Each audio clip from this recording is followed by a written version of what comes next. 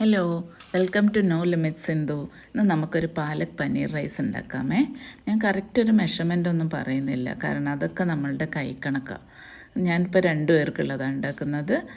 കുറേ ആൾക്കാർക്കാണെങ്കിൽ നമ്മൾ ക്വാണ്ടിറ്റി കൂട്ടിയെടുത്താൽ മതി. ആദ്യം പാലക്ക് ചെറുതായിട്ട് അരിഞ്ഞിട്ടിട്ട് അതിലേക്ക് നമ്മൾ ചൂടുവെള്ളം, തിളച്ച വെള്ളം ഒഴിച്ച് പിന്നെ അത് തണുത്ത വെള്ളത്തിലേക്ക് ഇട്ടിട്ട് അതിനെ ഊറ്റിയെടുത്ത് മിക്സിയിലേക്ക് ഇടുക. കുറച്ച് മല്ലിയില ഇടുക, 2 പച്ചമുളക് ഇടുക.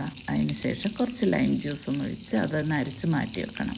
പിന്നെ ഒരു ചട്ടിയിൽ കുറച്ച് ബട്ടർ ഇട്ടിട്ട് അതിലേക്ക് പട്ട, ഗ്രാമ്പു, ഏലക്കായി, അതിന് ശേഷം കുറച്ച് ജീരകം, പിന്നെ കുറച്ച് വെളുത്തുള്ളി, ഇഞ്ചി, അതൊന്ന് നമുക്ക് വഴറ്റിയെടുക്കാമേ.